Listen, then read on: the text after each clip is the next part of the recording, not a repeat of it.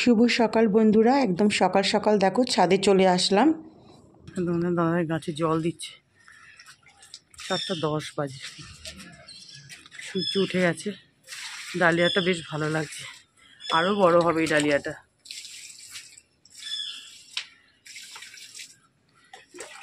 অত জল দিতে হবে না, অল্প অল্প দাও।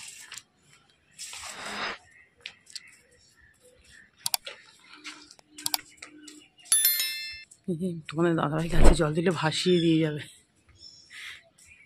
নীলকণ্ঠ ফুটেছে আজকে, আর এই ছোট্ট গাছে জবা ফুটেছে, কালকেও ফুটবে একটা। এদিকে দেখো হালকা হালকা আবার কুয়াশা কুয়াশা মতো লাগছে, কিন্তু সূর্য উঠে গেছে। যাই, আমি রান্না বসিয়ে এসেছি।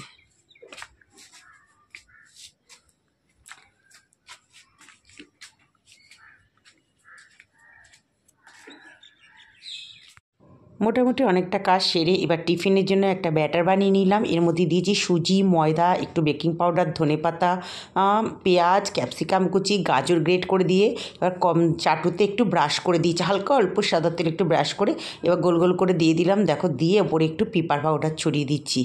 আর এবার একটু নিচেরটা হয়ে গেছে মোটামুটি।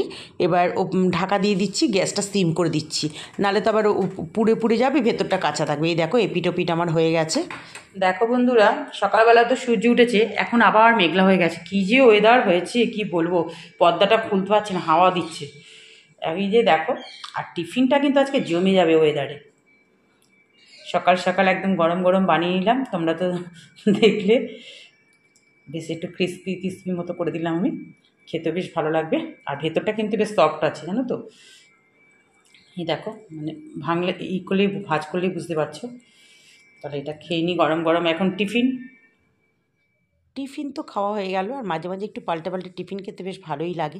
এবার রান্নার পালা। কড়াতে একটু রসুন, তেজপাতা আর পেঁয়াজ দিয়ে দিলাম। দিয়ে এবার ছোটো ছোটো আলুগুলো, ওই যে বললাম না তোমাদের দাদাভাই নিয়ে এসে যে ধুয়ে দিয়েছিলাম তখন। আর দেখো, আলুগুলো কিন্তু প্রত্যেকটা মাঝখান দিয়ে, যেটা একটু বড় একটু আর্ধেক করে দিয়েছি, আর ছোটো ছোটোগুলো মাঝখান দিয়ে কিন্তু ভাগ করা আছে, মানে কেটে দেওয়া আছে, তাহলে মশলাগুলো ঢুকবে। এবার আলুটাকে খুব সুন্দর করে ভালো করে ভেজে নিয়েছি। এবার মশলায় দেখো বেশি করে মটরশুঁটি, টমেটো, আদা বাটা, জিরে, নুন, হলুদ, আর একটু এই যে মিন্ত্রা গরম মশলাটা আছে ওইটা একটু দিয়ে দিচ্ছি। দেখো পুরো ধোয়া উঠছে, স্কিনটা পুরো হোয়াইট হয়ে গেছে। ভালো করে এটা কষিয়ে নেবো। একটু রেড চিলি পাউডারও দিয়ে দিয়েছি। এই আলুর দমটা খেতে ভীষণ ভালো লাগে, এই ছোটো ছোটো নতুন আলু দিয়ে, মটরশুঁটি দিয়ে আলুর দম। বাস, এবার কষানো হয়ে গেছে, আমার জল দিয়ে দিচ্ছে। আর সত্যি কথা বলতে কি বন্ধুরা, তোমাদের দাদাভাইয়ের তো ভীষণ ভালো লাগে, আমার মেয়ে তো খুব ভালোবাসে এই আলুর দমটা খেতে। ও আলুর দমটা দেখলেই বলবে কি, আজকে তাহলে কি করবে, মানে লুচি টুচি কিছু হবে নাকি হাতে, এটাই আগে জিজ্ঞেস করবে, জানো। দেখো আমার আলুর দম একদম রেডি। এই যে দেখো, একটু গ্রেভি গ্রেভি মতো রেখে দিলাম, নাহলে তো আরও আলু তো টেনে যাবে। আর টেনেও গেছিলো একদম রাতে। আবার একটু স্লাইট একটু জল দিয়ে গরম করে নিয়েছিলাম মাইক্রোওভেনে, রাতে মাইক্রোওভেনে গরম করে নিয়েছিলাম। বেশি ভালো লাগছিলো, একদম গরম ছিল তো, দারুণ হয়েছিল আলুর দমটা। ঘি, গরম মশলা আমার সব দেওয়া হয়ে গেছে দেখো। এবার মাছ ভেজে নিচ্ছি, যেটা আমার ঘরের দরকার মেন। রুই মাছ ভেজে নিলাম, আর আমার জন্য দুটো বাটা মাছ ভেজে নিলাম। আজকে আর আলু ঠালু কিচ্ছু দেবো না। দেখো, ওই যে বিয়েবাড়ির দিনের বেলা যে কোনো অনুষ্ঠান বাড়িতে যে ঝোলটা হয় না, ওটাতে সাদা জিরে ফোড়ন দিলাম, একটু কালো জিরে আমার জন্য একটু দিলাম। কালো জিরে আমি একটু প্রেফার করি, আর ভীষণ উপকারও। আর কী কী দিয়েছি মশলা বলো তো, আদা বাটা, জিরে বাটা, নুন, হলুদ, ক্যাপসিকাম, টমেটো দিয়ে ভালো করে একটু কষিয়ে নিচ্ছি। দেখলে তো তোমরা, তেল ছেড়ে গেল। তারপরে এই যে জল দিয়ে দিলাম, এবার মাছগুলো দিয়ে দিলাম। বাস, এই মাছের ঝোলটা খেতে কিন্তু দারুণ লাগে। আমার মেয়েও এটা খুব পছন্দ করে। ও তোমাদের দাদাভাই একটুই করে, তবে জানো তো রাত্রিবেলায় খেতে বসে কোনো ঝামেলা, যেহেতু আলুর দমটা ছিল না, ওখানে তো অনেকটা আলু রয়েছে, বলছে না এরকম মাছের ঝোল করেছো, খুব ভালো হয়েছে। আমি যাক পাওয়া, আর এটা খাটনিও হয় না কোনো। দেখো হয়ে গেল আমার মাছের ঝোল, ধনেপাতা দিয়ে দিলাম। তোমরা বলো কীরকম হয়েছে। রান্না হয়ে গেল, গ্যাস মোচা হয়ে গেল। এখন আবার একটু রোদ উঠছে, বেসিন টেসিন পোষা হয়েছে। বাসন টাসন আজকে কড়াটা না, মাছ ভাজতে গিয়ে কী জানি এত হয়ে গেছিলো কেন, পেছনটা মাজতে খুব কষ্ট হলো। কড়া অপরিষ্কার থাকলে আমার তো বিরক্তি লাগে। যাই হোক, সব মাজা টাজা হয়েছে। ওদিকেও মিক্সি যে ধনেপাতার চাটনি বানালাম। উফ, বাবা মেয়ের যে কী ভালো লাগে। আজকে আরও বেশি করে নিয়ে এসছে জানো, কালকে সবটাই বানিয়ে দিয়েছি। তাহলে এখন মেয়ে এখনও পড়ে আসেনি এখানে, 11:30 বেজে গেছে। দেখো ও আসবে তারপর আমি ঢুকবো। বলছে এই যে মেয়ে নিল, তুই আরেকটু নিতে পারতি তো, আরেকটু নে, খাওয়া অনেক আছে। আবার এটো করে ওখান থেকে আরেকটা স্পুন নিয়ে দুধ দিই আমি তো নিচ্ছি, এবার ধোবো স্পুনটা। তারপর এই দেখো আলুর দম মটরশুঁটি টুটি দিয়ে করেছি, এটাই খেতে সবচেয়ে ভালো লাগে এখন শীতকালে। আর মাছটা তো দেখলে কীভাবে করলাম, চাটনি, আজকে আর পাঁপড় নেই, মানে শেষ হয়ে গেছে, আমি ভাজবো ভুলে গেছি প্রথমে, আর এখন ভাজলে আবার তেল বেশি হয়ে যাবে। তাহলে এখন খাওয়া দাওয়া করে নিই। বন্ধুরা চলে আসলাম সন্ধেবেলায়, পুরো ডট 6:30 বাজে। আচ্ছা তোমরা যে যেখানে থাকো সেখানে ঠান্ডা কীরকম আছে গো?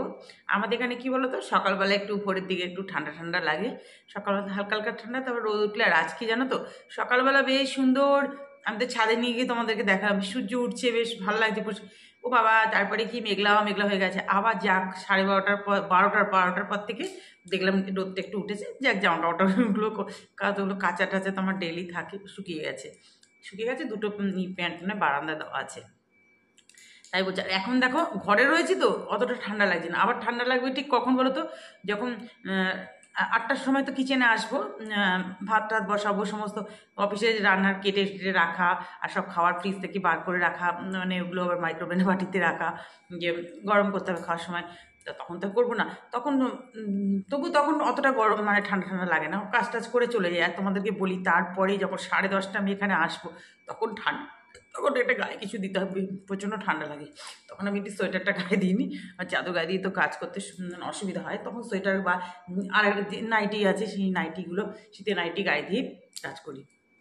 এখন ওটা গায়ে দিলে না গরম লেগে যাবে, ওই জন্য গায়ে একবার ভাবলো গায়ে দেবেন না, গায়ে দিলে গরম লাগবে। আর এখন বেশ ভাল লাগছে ঘরে, চারিদিক তো সব বন্ধ রয়েছে, বেশ হালকা হালকা ঠান্ডা ঠান্ডা লাগছে, বেশ ভালো লাগছে, ঠান্ডাও লাগছে না, বেশ খুব ভালো লাগছে ওয়েদারটা, মোট কথা। এই একটু গরম গরম চা করলাম, চা বিস্কুট খাবো, চা বিস্কুট খেয়ে তারপর মেয়েকে একটু টিফিন দেবো, মেয়ে শুয়ে আছে, ঘুমোলো অনেক দেরিতেই, ডাকলাম, বলছে হ্যাঁ উঠছি, উঠে পড়তে বসতে হবে। কালকে তোর বাবা বই এনে দিল, বই অর্ডার দেওয়া হয়েছিল, ম্যাথ বইটাই মেনলি ওর মানে কিনে দিই, কারণ বই তো ধরো কলেজে তো অনেক টাকাই দেওয়া হয়, সেমিস্টার অনুযায়ী লাইব্রেরি থেকে নিয়েই তো এইসব ক্লাসের বই তো আর কেউ কেনে না, কিন্তু না এত মানে কি বলো, অনেক আগেকার বই সমস্ত রাখা হয়, বিশেষ করে ম্যাথ বইগুলো অত পুরনো রাখলে অসুবিধা হয়ে যায়, আর ম্যাথ বই না নিজের থাকাই ভালো, প্র্যাকটিস করবে, ওই জন্য ও বললো বাবাকে এই রাইটারে এনে দিল, দেখলাম কালকে ওর বাবা অর্ডার দিয়েছিল নিয়ে। আগে তো এমনি বেশি বই আনলে কলেজ স্ট্রিট দিয়ে আনতো, দুটো আনার প্রয়োজন, তো ওই জন্য বললো তাহলে এখান থেকে, আমাদের পাশেই দোকান আছে, ওখান থেকে বলে দিয়েছি, নিয়ে এসছে।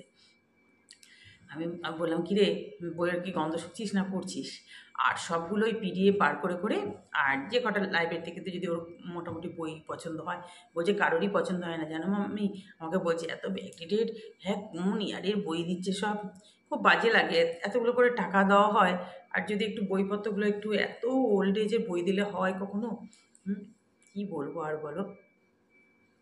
আমার মেয়ে বলছিল কত সালের বই, 18 না 19 ইয়ার্সের, মানে 2018-19 এইসব, এবার দেখো সবসময় তো সিলেবাস চেঞ্জ হয়ে যাচ্ছে, কি বলবো বলো, বলার তো কিছু নেই, টাকা তো দিতেই হবে, সেমিস্টার অনুযায়ী টাকা তো পেমেন্ট করতেই হবে, এটা হিউজ অ্যামাউন্টের টাকা দিতে হয়।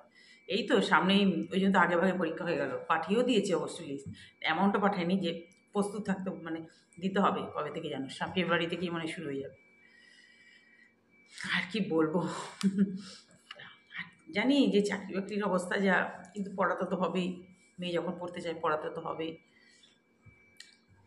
তাহলে বন্ধুরা আজকে চা খেতে খেতে এই ভিডিওটা এন্ড করছি, তোমরা সবাই ভালো থেকো, সুস্থ থেকো, আর যে যেখান থেকে ভিডিওটা দেখছো, কিছু বোন আছো আমার, অনেকগুলো সুইট সিস্টার আমার রয়েছে, তারা আমার রোজ ভিডিও দেখে, কি সুন্দর সুন্দর কমেন্টস করে, কি ভালো লাগে তাদের, সত্যি তাদের কমেন্টসে আমাকে ভিডিও, নাহলে আমার এতটুকু ইচ্ছে নেই এখন ভিডিও আপলোড করার জন্য, কারণ অনেক কেটেছি ভিডিওর পিছনে, কিচ্ছু হচ্ছে না, মোটামুটি বুঝে গেছি ওয়াইটিতে কী ধরনের ভিডিও আপলোড করলে প্রচুর সাবস্ক্রাইবার ভিউজ হয়, কিন্তু আমরা তো সেই ধরনের পারবো না ভিডিও আপলোড করতে, সত্যি কথা বলতে কি ইদানিং দেখছো না দুর্গাপুরের কি অবস্থা, এই অপরাজিতার সংসার নিয়ে সমস্ত মিস্ত্রি নাটক রোগ টোগ নিয়ে করে 2-2.5 লাখের মতো সাবস্ক্রাইবার হয়ে গেছে, ভিউজ কি বাবারি, মানে প্রচুর টাকা প্রচুর, কিন্তু ওগুলো করবো না, কখনোই পারবো না সব ফালতু জিনিস করতে, মিথ্যে নাটকই।